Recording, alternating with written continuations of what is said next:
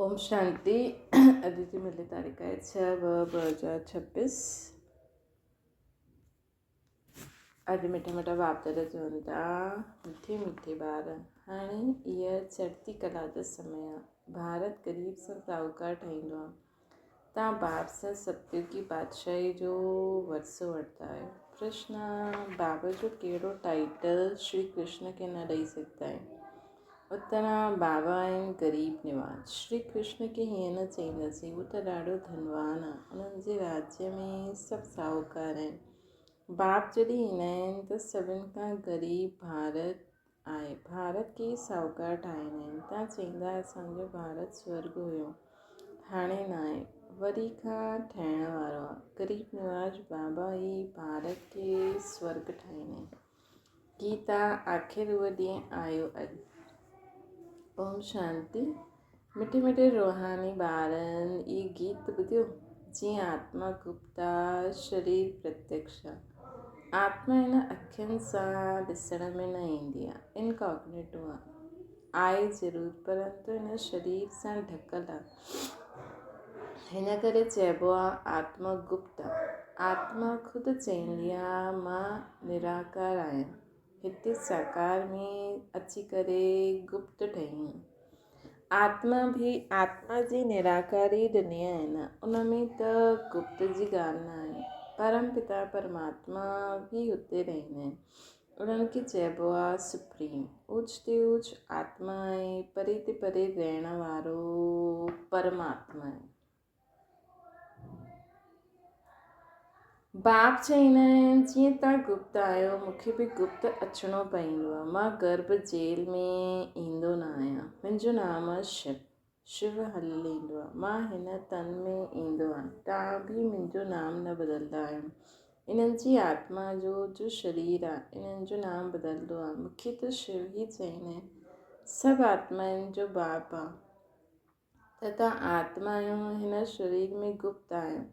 हिन शरीर द्वारा कर्म कंदा आहियो। मां बि गुप्त आहे न। तव्हां ॿारनि खे ज्ञान हाणे मिलंदो आहे कि आत्मा हिन शरीर सां ढकल आहे।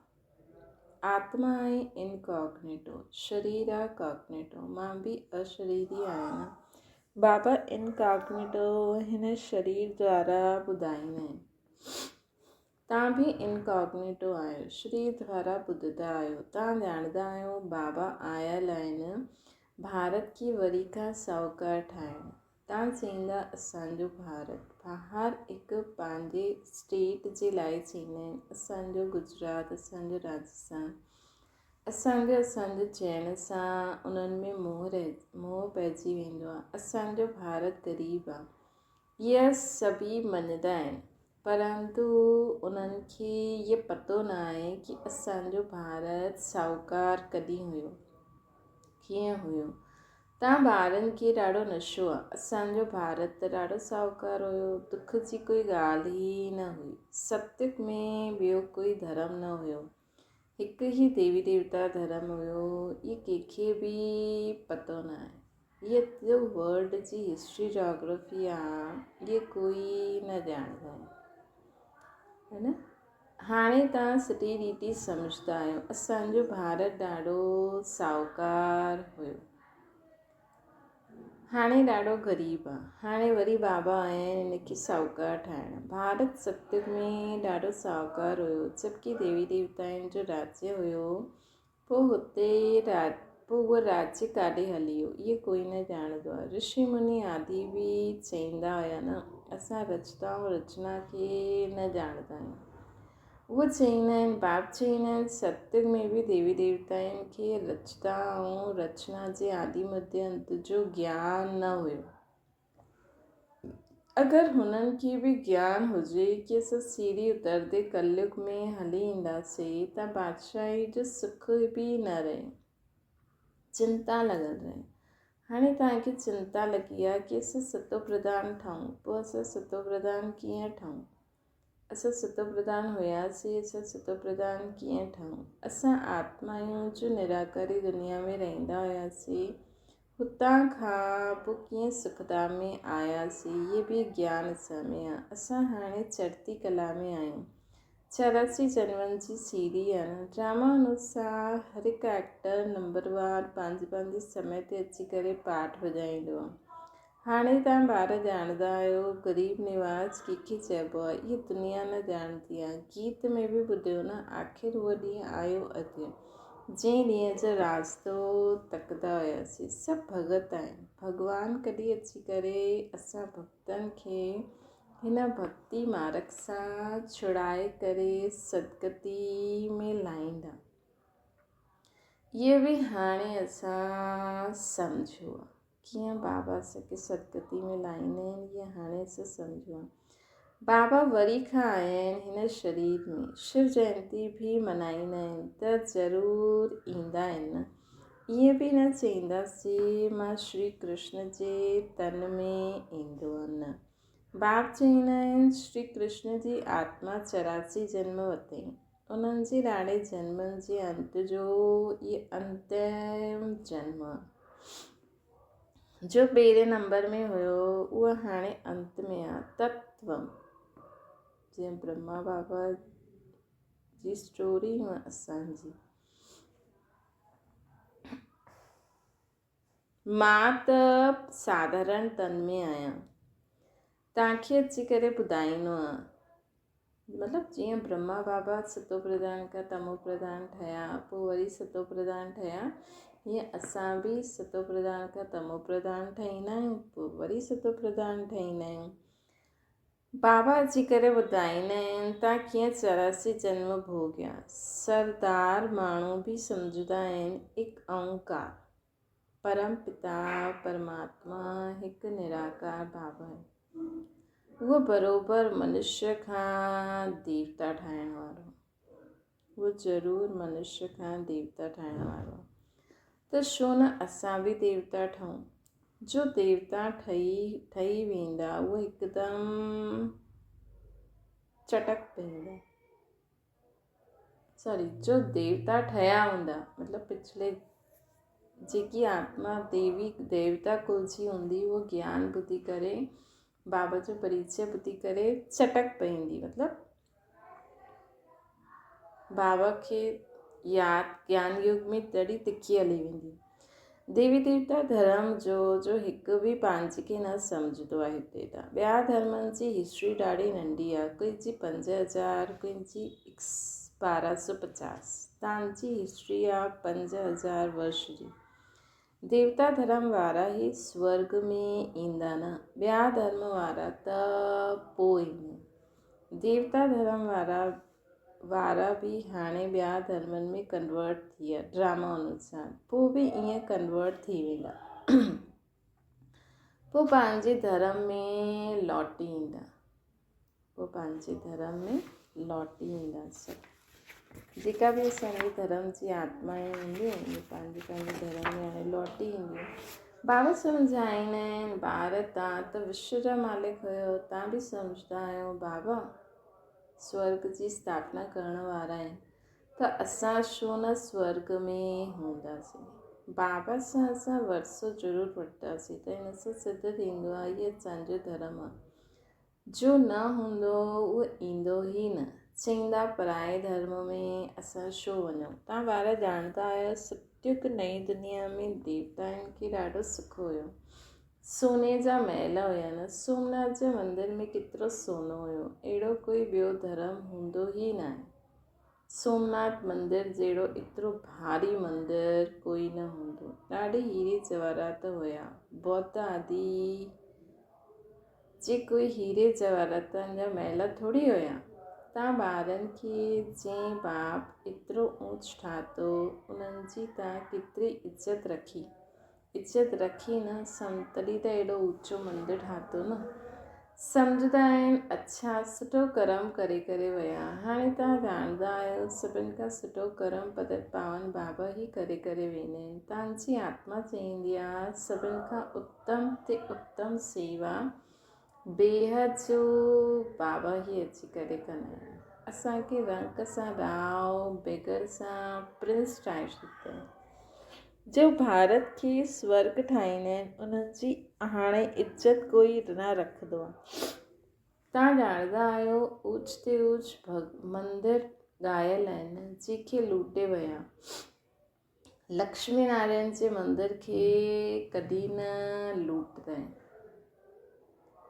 सोमनाथ जे मंदिर खे लूटियो। भक्ति मार्ग में बि ॾाढा धनवान हूंदा आहिनि, राजाउनि में बि नंबरवार हूंदा आहिनि। जो उच मर्तबे वारा हूंदा आहिनि त नंढे मर्तबे वारा उन्हनि जी इज़त रखंदा आहिनि। जेका उच मर्तबे वारा आहिनि नंढे मर्तबे वारे जी इज़त रखंदा आहिनि। दरबार में बि नंबरवार वेंदा आहिनि। बाबत अनुभवी आहे। हितां जी दरबार आहे पतित राजाउनि जी। पावन राजाउनि जी दरबार कीअं हूंदी आहे, जबकि उन्हनि वटि एतिरो धन आहे त उन्हनि जे घर में बि उन्हनि जा घर बि एतिरा सुठा हूंदा न।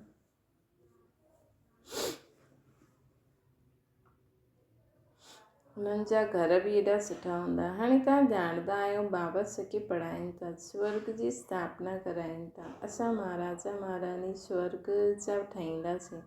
पोइ असां किरदे किरदे भगत ठाहींदासीं त पहिरियों शिव बाबा जा पुजारी ठाहींदासीं। जंहिं स्वर्ग जो मालिक ठाहियो उन्हनि जी पूजा कंदासीं। उहे असांखे ॾाढो साहूकार ठाहींदा आहिनि। हाणे भारत केतिरो ग़रीब आहे न। जो ज़मीन 500 में वरिती हुई उनजी वैल्यू अॼु 5000 खां बि वधीक आहे। हाणे त ॾाढी थी वई हूंदी। इहे सभु आर्टिफिशियल दाम आहिनि। हुते त धरती जो मूल्य हूंदो न आहे। जंहिंखे जेतिरो खपे वठी वठे। ढेर जी ढेर ज़मीन हूंदी आहे। मिठी नदियुनि ते तव्हां महल तव्हांजा हूंदा। मनुष्य ॾाढा थोरा हूंदा। प्रकृति दासी हूंदी। फल फूल ॾाढा सुठा मिलंदा रहंदा। हाणे त केतिरो महिनत करणी पवंदी आहे त बि अन्न न मिलंदो आहे। मनुष्य ॾाढा बुख प्यास में मरंदा आहिनि त गीत ॿुधण सां तव्हांजा रोमांच खड़ा थी वञणा खपनि। बाबा चवनि था गीत न आख़िर उहो ॾींहुं आयो अॼु। त बाबा चवनि था बाप खे ग़रीब निवास चइबो आहे। ग़रीब निवास जो अर्थ सम्झो आहे न। के साहूकार ठाहींदा आहिनि। ज़रूरु जाते ईंदा उन्हनि खे साहूकार ठाहींदा। तव्हां ॿार ॼाणंदा आहियो असांखे पावन खां पतित थियण में 5000 वर्ष लॻंदा आहिनि। पावन खां पतित थियण में हाणे पोइ फट सां बाबा पतित सां पावन ठाहींदा आहिनि। उच ते उच ठाहींदा आहिनि। हिकु सेकेंड में जीवन मुक्ति मिली वेंदी आहे। चवंदा आहिनि बाबा असां तव्हांजा आहियूं। बाप चवंदा आहिनि ॿार तव्हां विश्व जा मालिक आहियो। ॿार पैदा थियो ऐं वारिस थियो। केतिरी ख़ुशी थींदी आहे। बची खे ॾिसी करे चहिरो उतरी वेंदो आहे। हिते त सभई आत्माऊं बाबा जा ॿार आहिनि। हाणे पतो पियो कि असां 5000 वर्ष पहिरियों स्वर्ग जा मालिक हुयासीं। बाबा अहिड़ो ठातो हुई। शिव जयंती बि मल्हाईंदा आहिनि। परंतु इहे न ॼाणंदा आहिनि कि उहे कॾहिं आया हुया। लक्ष्मी नारायण जो राज्य हुयो इहे बि कोई न ॼाणंदा आहिनि। जयंती मल्हाईंदा सिर्फ़ु लिंग जी जयंती मल्हाईंदा आहिनि। सिर्फ़ु लिंग जा वॾा वॾा मंदर ठाहींदा आहिनि। परंतु उहे कीअं ईंदा आहिनि, छा अची करे कयो उन्हनि, कुझु बि न ॼाणंदा आहिनि। इनखे चइबो आहे ब्लाइंड फेथ, अंधश्रद्धा। उन्हनि खे इहो पतो न आहे कि असांजो धर्म कहिड़ो हुयो, कॾहिं स्थापना थियो हुयो। दुनिया वारनि खे ॿिया धर्म वारनि खे पतो आहे बुद्ध कॾहिं आयो, तिथि तारीख़ बि आहे। शिव बाबा जी लक्ष्मी नारायण जी कोई तिथि तारीख़ न आहे। 5000 वर्ष जी ॻाल्हि खे लाखों वर्ष ॾेई छॾियो अथनि। लाखों वर्ष जी त ॻाल्हि कंहिंखे यादि अची न सघंदी आहे। भारत में देवी देवता धर्म कॾहिं हुयो इहे सम्झंदा न आहिनि। लाखों वर्ष जे हिसाब सां त भारत जी आबादी सभिनि खां वॾी हुजणी खपे। लाखों वर्ष जे हिसाब सां त भारत जी आबादी सभिनि खां वॾी हुजणी खपे। बाबा चवनि था भारत जी ज़मीन भी सभिनि खां वॾी हुजणी खपे। लाखों वर्ष में केतिरा मनुष्य पैदा थींदा आहिनि, बेशुमार मनुष्य थी वेंदा आहिनि, एतिरा त आहिनि, ॿियो ही कमती थी आहे।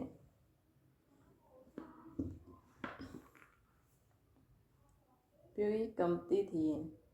इहे सभु ॻाल्हियूं बाबा वेई सम्झाईंदा आहिनि। मनुष्य ॿुधंदा आहिनि त चवंदा आहिनि इहे ॻाल्हियूं त कॾहिं ॿुधियूं न कोई शास्त्रनि में पढ़ियूं। इहे वंडरफुल ॻाल्हियूं आहिनि। हाणे तव्हां ॿारनि जी बुद्धि में सिधे चकर जी नॉलेज आहे न, इहे ॾाढे जन्मनि जे अंत जी बि अंत में हाणे पतित आत्मा आहे। इहे ॾाढे जन्मनि जे अंत जी बि अंत में हाणे इहा पतित आत्मा आहे। कहिड़ी? ब्रह्मा बाबा जी हाणे त पावन थी वई। जो सतो प्रधान हुयो हाणे तमो प्रधान थियो आहे, वरी सतो प्रधान थियणो। त आत्माउनि खे हाणे शिक्षा मिले थी। आत्मायूं कननि द्वारा ॿुधदियूं आहिनि त शरीर झूलंदो आहे, छो जी आत्मा ॿुधदी आहे न। बराबरि असां आत्मायूं 84 जन्म वठंदा आहियूं। 84 जन्मनि में 84 माउ बाप बि ज़रूरु मिलिया हूंदा। इहे बि हिसाबु आहे न। बुद्धि में ईंदो आहे असां 84 जन्म वठंदा आहियूं, पोइ कम जन्म वारा बि हूंदा। ईअं थोरी सभु 84 जन्म वठंदा आहिनि। बाबा बि सभु ॻाल्हियूं सम्झाईंदा आहिनि। शास्त्रनि में छा लिखी छॾियो आहे। तव्हांजे लाइ त सिर्फ़ु 84 जन्म चईंदा आहिनि, मुंहिंजे लाइ त अनगिनत बेशुमार जन्म चई ॾींदा आहिनि। कण कण में पथर भितर में ठोके ॾींदा आहिनि। बसि जाते ॾिस तूं ही तूं चईंदा रहंदा आहिनि। कृष्ण ही कृष्ण, मथुरा वृंदावन में ईअं चईंदा रहंदा आहिनि। कृष्ण ही सर्वव्यापी आहे। राधे पंथी वारा पोइ चईंदा राधे ही राधे, तव्हां बि राधे असां बि राधे, हीअं चईंदा रहंदा। त हिकु बाप ई बराबरि ग़रीब निवाज़। भारत सभिनि खां साहूकार हुयो, हाणे सभिनि खां ग़रीब ठहियो आहे। इन जे लाइ मूंखे भारत में ई अचिणो पवंदो आहे। इहो ठहियलु ड्रामो आहे, उन में ज़रा बि फ़र्क़ु न थी सघंदो। इहो ठहियलु ड्रामो आहे, इन में ज़रा बि फ़र्क़ु न पइजी सघंदो आहे। ड्रामा जो शूट थियो उहो हूबहू रिपीट थींदो, उन में पाई पैसे जो बि फ़र्क़ु न पवंदो आहे। ड्रामा जो बि पतो हुजणो खपे न। ड्रामा माना ड्रामा,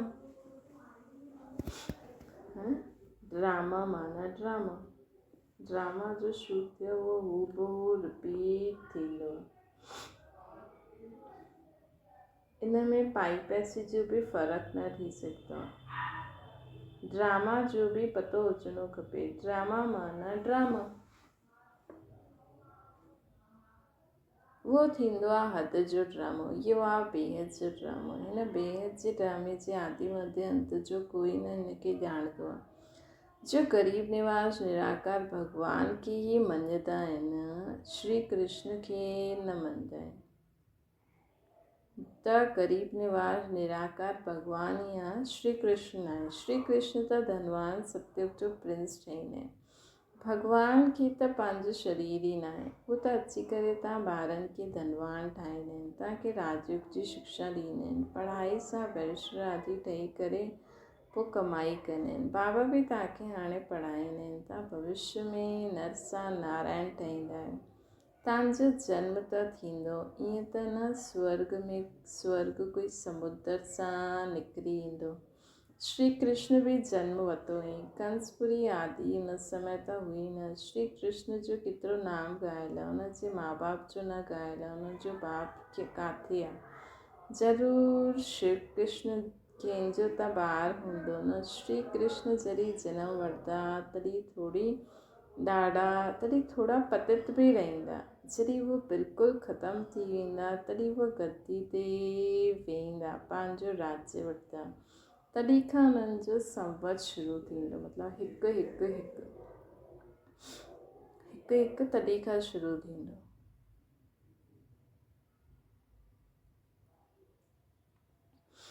त बाबा चवनि था लक्ष्मी नारायण साईं संवत शुरू थींदो आहे विक्रमाजीत संवत।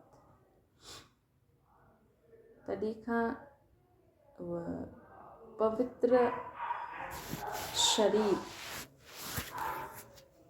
हुन समय जॾहिं 111 हूंदो त सभिनि जा योग बल वारा शरीर हूंदा। हुन खां पहिरियों थोरा पतित विकारी शरीर वारा बि हूंदा, मतिलबु पुराणे पतित शरीर वारा।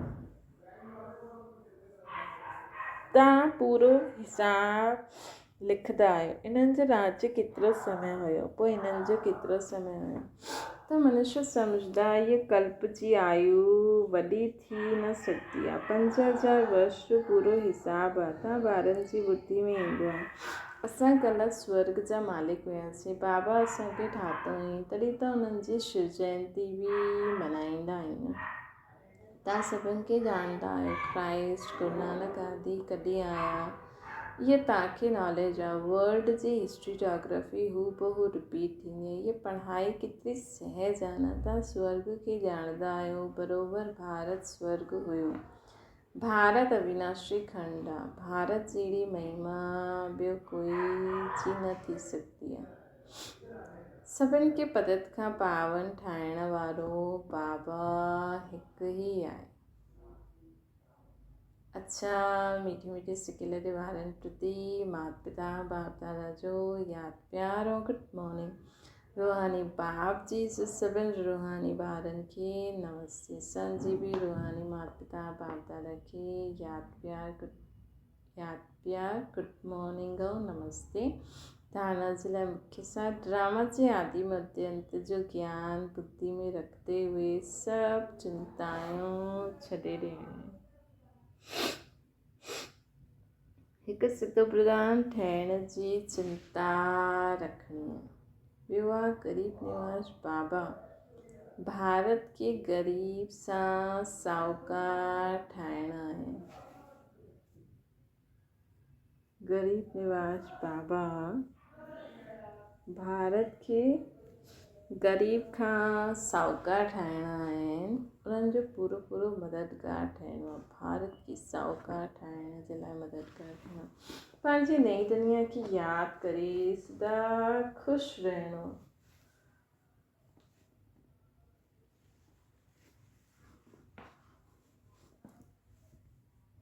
वरदान दिलि में सदा हिकु राम बसाए करे सची सेवा करण वारा माया जीत विजयी ठहो। हनुमान जी विशेषता ॾेखारींदा आहिनि कि उहे सदा सेवाधारी महावीर हुयो। इन करे ख़ुदि न जलियो लेकिन पूछ द्वारा लंका जलाए छॾियो। त हिते बि जो सदा सेवाधारी आहिनि उहे माया जे अधिकार खे ख़तमु करे छॾींदा आहिनि पूरे वर्ल्ड मां। जो सेवाधारी न वो माया जे राज्य खे जलाए न सघंदा आहिनि। हनुमान जे दिलि में सदा राम बसंदो हुयो, त बाप जे सवाइ ॿियो कोई दिलि में न हुजे, पंहिंजी देह जी स्मृति बि न हुजे, तॾहिं माया जीत विजयी कहलाईंदा। स्लोगन आहे जीअं आत्मा और शरीर कंबाइंड आहे, ये तव्हां बाप सदा कंबाइंड रहो।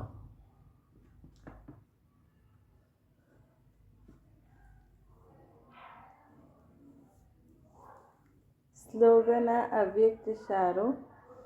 संगठन में हिक ॿिए जी विशेषता खे ॾिसणु, विशेषता ही ग्रहण करणु, कमज़ोरियुनि खे मिटाइण जो प्रयत्न करणु। ये विधि आहे एकता जो संगठन मज़बूत करण जी। जीअं तव्हां सभिनि खे उथणु ॻाल्हाइणु हलणु हिकु जहिड़ो आहे न, इहे सभिनि जी हिकु जहिड़ी ॻाल्हि आहे, हिकु ई गति, हिकु ई रीति, हिकु ई नीति। इहे संस्कार बि समान हुजनि, बाप समान।